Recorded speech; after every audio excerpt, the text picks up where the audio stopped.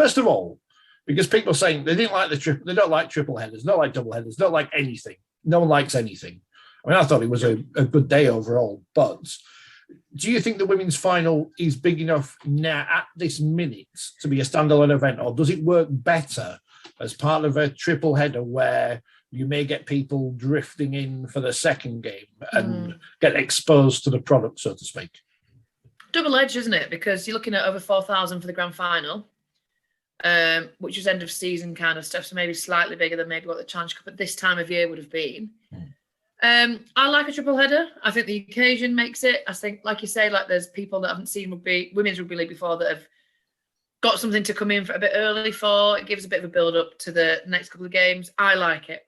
And I think that for the girls as well, like we wouldn't get to play at Elland Road had it not been for a triple header, you know. So yeah, I like it. And I think ideally we're looking at being a double header at the Challenge Cup final.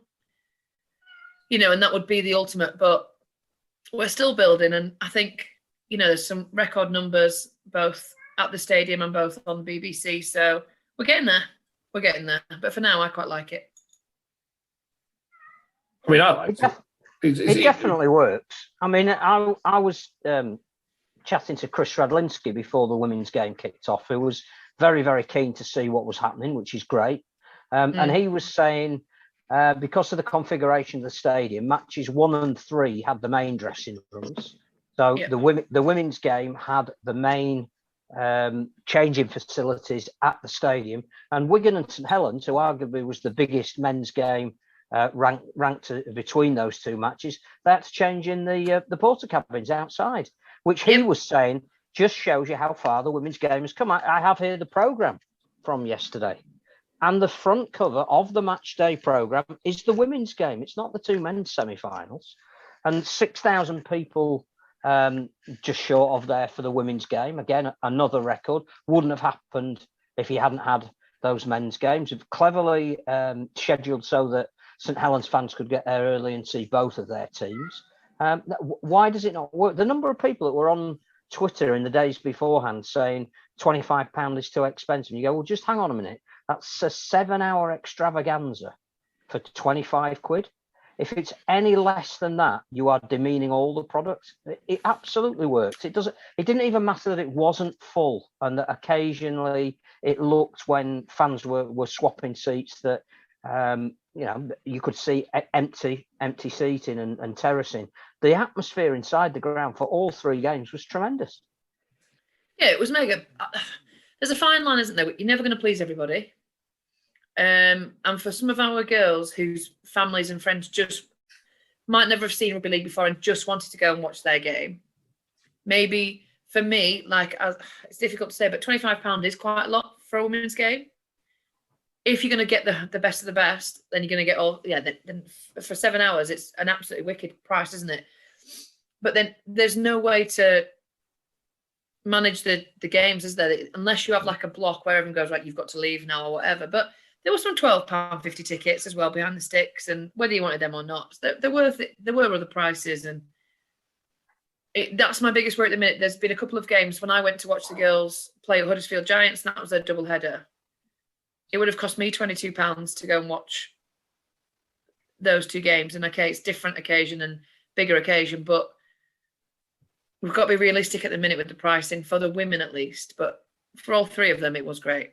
But it also says you've got to put on more of a show. That if you get people in a venue for 7 hours, you've got to give them something. You've got to give them great entertainment between the games. You've got to give them, I don't know, decent food facilities.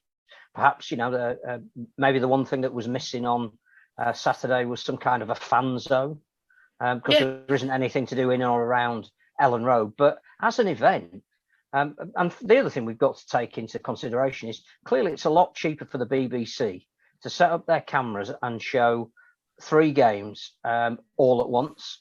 That's a benefit to one of your major broadcasters.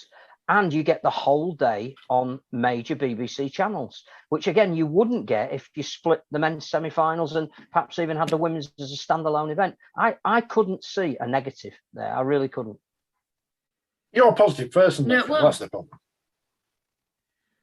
Yeah, but I think there's an outlook, isn't there? Like, if you don't like it, then just don't watch it or don't go to it. Like, you're going to complain on Twitter and then turn up anyway. Your point's invalid. So. But if you're going to complain on Twitter and not turn up at all, then you are part of the problem of complaining about there not being enough people there. And I think what it shows us is there is going to be an issue throughout the season and certainly leading up to the major events that are coming. And Magic will be a bit of a litmus test for this. Is clearly the cost of living crisis is hitting really hard in our traditional areas, more than probably it is in the rest of the country. And that's always been the case in industrial decline. Something like, the fuel prices being what they are, really desperately affects us, and people are being made to make some really difficult choices, and that will affect their provision to do a luxury item like going to a sporting event.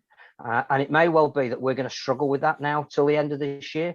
But I really don't see why people are getting too upset about 22,000 people being at the semi-finals. It's an absolutely average attendance for the last few years for the men's semis, and you got the women's final thrown in as well. So stop complaining. Yes, but with I don't like people complaining, but with that in mind and the current crisis and where everybody's at the minute, is put in a £25 minimum semi-final and the Challenge Cup final pretty much within the same month? Or should you leave a gap really for people to recoup by? And then there's travel, isn't there? Like, I'm going down to the Challenge Cup final and the train tickets for two of us are 130 quid. It's quite a significant payout before you even bought the tickets. But then they want Magic Weekend, which is in 2 months. There's individual supporters who will be going to the option of going to Catalan and or Toulouse or possibly both. So you do have to manage the season. So where do you want your numbers? Where do you want your numbers? Do you want your numbers at Magic Weekend? Do you want your numbers at the Challenge Cup final? Well, that's what we've got to decide, isn't it? Or if Magic Weekend should be an extra round. That's the other thing. That and loop fixtures as well is extra cost. So, clearly that needs to be factored in, because it becomes false economy after a while if you're expecting more fixtures to bring you more fans and they actually bring you less because they're not affordable anymore. And this was off the back of a bank holiday Monday, and I know it's impossible because of the Challenge Cup coming the week after. Well, it's not impossible. You can rearrange things. A bank holiday Monday where there's no Rugby League. Yeah, well, playing at somewhere like Elland Road means that you have to tie in for the football season as well, doesn't it? So I get it, and playing at Spurs or whatever, but there's going to be complaints, and then there's ground for the complaints, and there's ground where you can kind of agree or disagree or appreciate where people are coming from. But ultimately, I thought it was bloody brilliant on Saturday. Yeah, we didn't have to go into the media gents toilets, which I don't think have cleaned since that standard's been built. But that's a complaint. I didn't have to go into any gents toilets. Well, no, just to for the avoidance of doubt, there, just to clear that up, just in case you thought otherwise. Just to check. Just to check.